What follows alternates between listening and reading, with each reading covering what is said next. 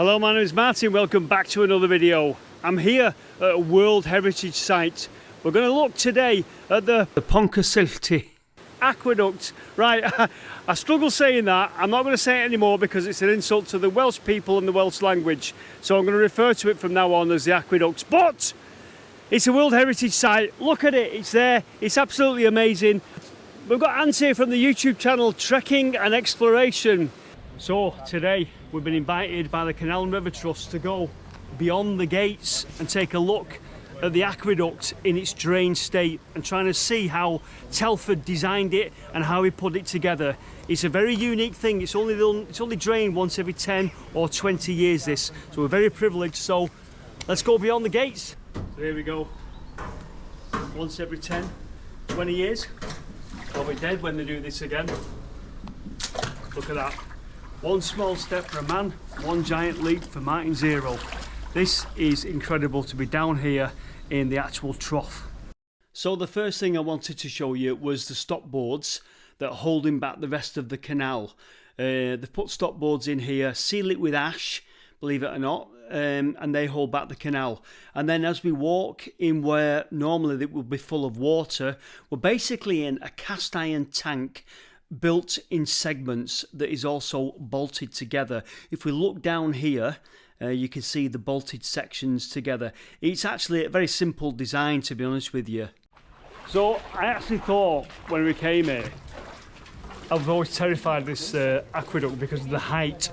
And you see the boats going over and you stand on the edge of a boat, you hear the drop below is terrifying.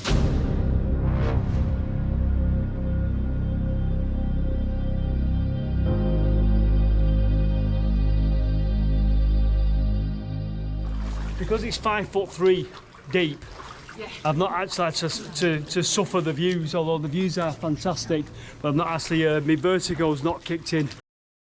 So this week we're in North Wales and the nearest town to the aqueduct is Wrexham. So this is a UNESCO World Heritage Site and the Canal and River Trust are custodians of this wonderful structure, and I'm very grateful that we've been invited along today to take a look at it. The aqueduct spans the River Dee. It was constructed over 10 years between 1795 and 1805 during the canal building frenzy. It's 336 yards long, 12 foot wide and 5 foot 3 inches deep. It's 126 foot high. It's basically a cast iron trough supported on arched iron ribs and carried on 18 stone pillars. Right, come and look at this. You see how it's bolted together here. 11,000 bolts in the aqueduct, and there's one of them there. We actually get to see part of the way it's constructed, and this will be repeated all along the piers, the stone piers. So I'm going to give you a close-up now of that, and then you'll know how the ironwork fits to the stone, and it'll give you an idea of construction and what it's like. And I've got, I think I've got some drawings that will show you how that is all fitted up. You can see that it's actually hollow underneath, and obviously that makes it nice and lightweight, reduces the weight on the piers. But who do you get to build such a massive project as the canal, the aqueduct and all the associated earthworks? Well, a dream team was put together, and that team, and I'm reading notes, was Thomas Telford, as you may know, but there was other engineers involved as well. William Jessup. Now it sounds like William Jessup was a little bit older and a little bit more experienced than Thomas Telford, and they kind of worked together and very much respected each other. But for the aqueduct, who would provide the metalwork for such a project? Well, there was a gentleman called William Hazeldine, and he was a master of ironwork, and he got the contract to provide all the ironwork, and John Simpson was the chief masonry contractor. So those four names became the dream team to build the aqueduct. Now, all these four men were very, very well educated and masters in their field. It was very, very much a group effort, and they all had a mutual respect for each other. And although Telford's name is mentioned with the aqueduct, it was very much down to these four men. William Jessup seems to be in a consultancy role. He was an older gentleman and he was the master canal engineer at the time. They were very grounded, and they had quite a quite a concern for the people that would be working on the project. The guys up top doing the masonry work and the ironwork, and of course not forgetting the navvies that would actually do all the digging work and everything. I'll give you an example of the sort of like the spirit of Thomas Telford. I'll quote you this. Now imagine Thomas Telford. He's got multiple projects going on around the country, and he had to travel and visit them, and probably on horseback or horse and cart at the time. So this is an account of when they stayed at a port inn. So when he paid the bill.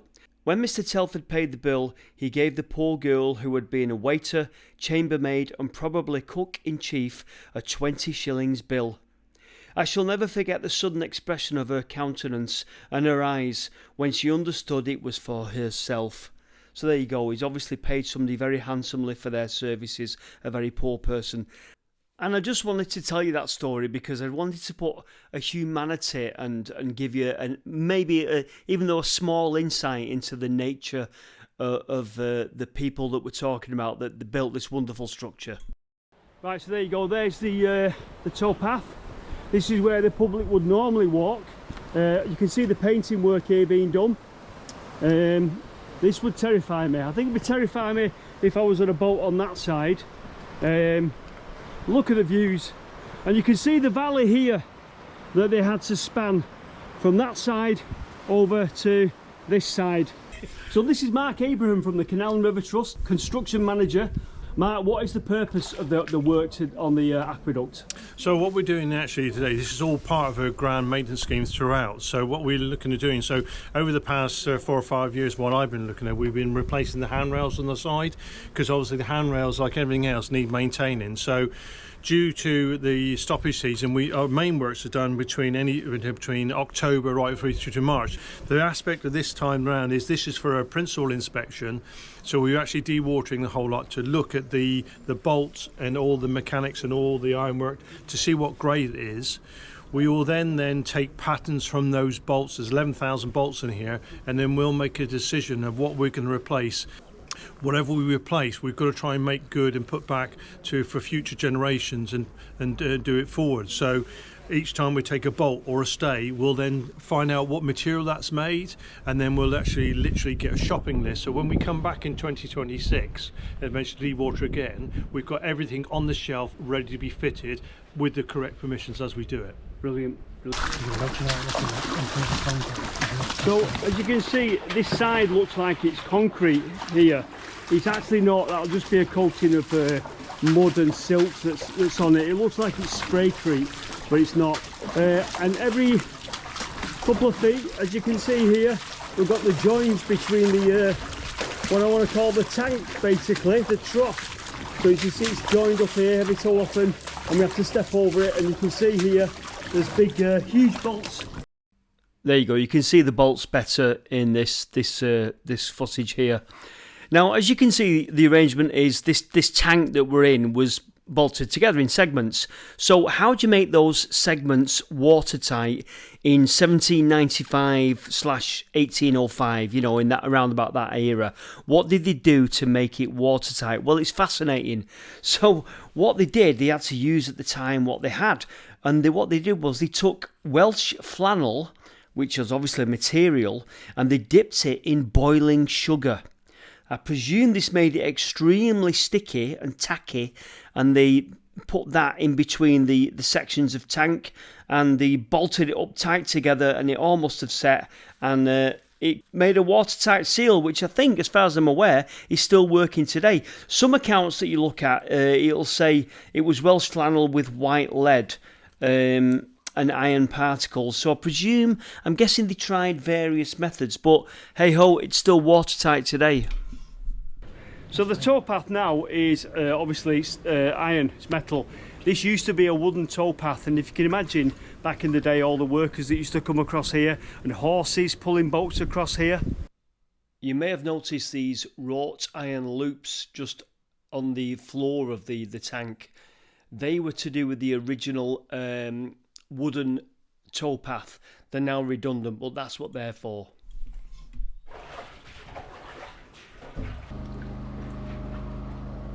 John Simpson, the stonemason, used golden limestone for the project.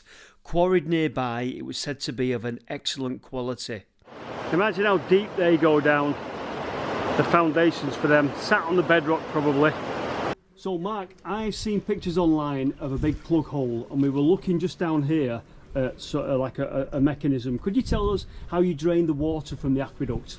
Yeah, so this time what we did is actually the salt planks are put in either side and we used man-made pumps. Now, as Mark says, even though this time they used pumps to pump out the aqueduct, they have in the past used a plug hole, which would be a spectacular thing to see. While we were there, said plug hole was being looked at and they were doing maintenance on it so that perhaps next time they drain the aqueduct they can use it. So this is the guys from the Canal and River Trust doing some maintenance on the, I call it plug hole for want of a better word. So there you go, and one of the things they've got to think about before they use that plug hole is they've got to test the water in the tank, in the aqueduct, to make sure there's no contaminants, because you don't want to drop anything down into the River Dee down below that might contaminate it.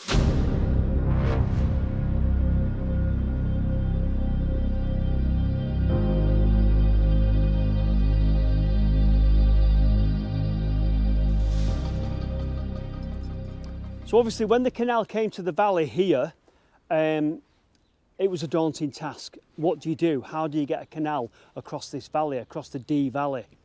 Well, initially they were going to build a set of locks down the valley and build a lower level aqueduct. And they went with that for a while, but Thomas Telford had a lot of faith in his ideas. Mathematically, he'd worked it all out. He'd worked out the materials, and he decided that he could build an aqueduct at a higher level and make the canal uninterrupted across the valley, and that's what they wanted. It was called the Stream in the Sky when it was finished. And so rather than the locks that would have hindered the process of the goods going across the valley, he built his aqueduct. So even today we marvel and splendour at the aqueduct. I think it's a wonderful thing, but we aren't the only ones that appreciate it. Throughout history it's been appreciated and it's been admired. The Scottish novelist Sir Walter Scott declared it the most impressive work of art I have ever seen, and the American writer Washington Irving called it stupendous. Engineers and scientists were equally impressed. In 1816 the French engineer Charles Dupin called it something enchanted, a supreme work of architecture, elegant and unadorned. The scientist Michael Faraday crossed the aqueduct in 1819, noting that it was too grand a thing to be hastily passed. The skills of British canal engineers were now sought overseas and all around the world. But let's not forget, although we admire it as a piece of art, why it was built. It was built for business, and it was built to transport goods. The area was rich in coal, iron ore, clay, limestone and slate, and all this needed to be sold to the rest of the country, and then it had value. When they floated the shares in the canal, I'm not talking about the aqueduct now, I'm talking about the whole canal. When they floated the shares, everyone had to go down to Shrewsbury to buy shares. It was reported that Shrewsbury, the night before the meeting to buy shares, was so crowded that accommodation was very difficult to come by. Several gentlemen being obliged to take care of their own horses, cook their own meals, and sleep 2 or 3 in a bed. My God, the shame. Well, this is what I love about round here, because all the oldie worldy things, look at this. Look at the way it's been eroded or worn down, because loads of people over the years have done this. Hey! Now, although we haven't got James here to make a brew, we did find a very, very nice tea room just across from the aqueduct. It's a chapel, but it's actual aqueduct tea rooms, which is very nice. And it's very civilised here. We're having a pot of tea for 2. Filter coffee. This is called barra something. It's like Welsh fruit bread. Barra some. Yeah, we won't try and offend everyone in Wales. Boy's having a French coffee, French filter coffee. He likes that.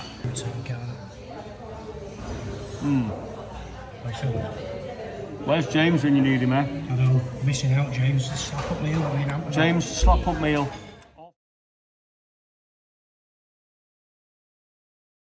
In order to get the stone down into the valley, a counterbalanced tram road was constructed. As the piers got higher, they also constructed these wooden walkways in the sky. It must have been absolutely terrifying working up there, and obviously no safety ropes or anything like that. This concern for safety was reflected in a letter that William Jessup wrote to Thomas Telford in 1795. He writes, "In looking forward to the time when we shall be laying the iron trough on the piers, I foresee some difficulties that appear to me formidable. In the first place, I see the men giddy and terrified in laying stones with such an immense depth underneath them. And apparently one man fell. Now they prided themselves that only one man fell during the whole construction. Some reports you read, they say no men fell, but apparently, according to what I'm reading, somebody did fall off one of the piers. Now the trough just sits on top of the ribs, and it's not fixed to them. It's just prevented by lugs and its own weight from moving sideways and coming off altogether. Also, when you look in detail, you'll see lug holes on the non-handrail side of the aqueduct, and that is just because all these plates were just built identically, so it didn't matter which side of the trough they went on. So Mark, the aqueduct, over 200 years old, you're an engineer. What do you think about the condition of the structure and how does it stand today? Yeah, it's very good. I mean, if you look at it, you look at the bolts and you can actually see. So you see some bolts in here that's 200 years old. And I say to him, look, how do you get a comparison? How do you grade it? Simple thing, you look at one that's 200 years old, you look at the one that's in 2003 or in between.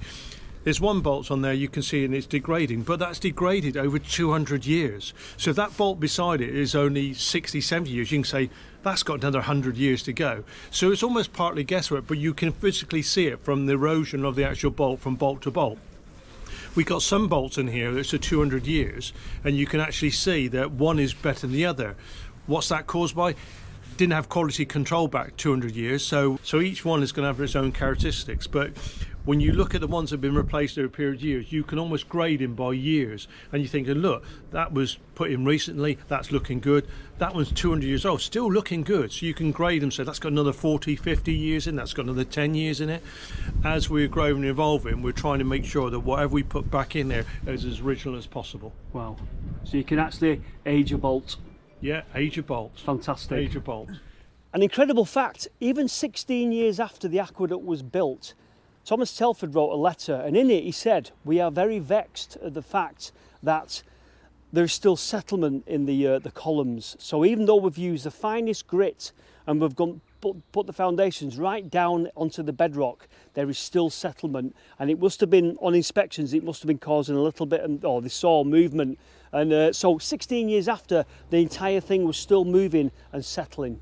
Okay, so this is Mark Summerfield, Heritage Advisor. Mark, I've got a very, very geeky question for you. Okay, far away. I do understand that most of the aqueduct is cast iron. That's right. However, there is some wrought iron in it. Yeah. Where in this structure would you use wrought iron, and why would they use the combination of two? So you would use wrought iron in places where you need malleable material. So essentially things like the stays were wrought iron, not the uprights, but the stays that hold them in place, because wrought iron is stronger but flexible. So it's made of fibers of metal, so it's stronger and flexible. Yeah. So where you needed the metal to kind of have some give, then that would be the case. Got you. The panels are cast iron because you couldn't make these panels at that scale. It's a new technology, so you were making cast iron panels at this size to ensure that you could build this very big meccano kit and then bolt it together when you got it to site. Mm-hmm. All this was made just down the road there and then brought to the site in bits and then bolted together, just like it would have been a meccano set. Supplied by Mr. Hazeldine, is that correct? That's right. That's the O. Is that original? Yeah. Wow. And if you look along, you'll find a number 1, a number 2, a number 3, a number 4, and they are component parts that were marked, so they knew exactly where they would go when they got on site, bolted them together. Wow, just like incredible. meccano. That is incredible. Thank you very much. That's all right. Now, much of that meccano set, and indeed a lot of the masonry, would have been put together or worked on here, a place called Trevor Basin, just beyond the aqueduct. This would have been a kind of like goods in section of the building site. This was where the kind of like the hub of all the activity So a lot of stone got brought here, was cut, and then was just sent down a short way down there to the aqueduct. So 1795 onwards to 1805, this would have been a hive of activity, and no doubt Mr. Telford and his various associates would have strolled down here, inspecting the work that was taking place. And then just off the basin is this, which had us very confused.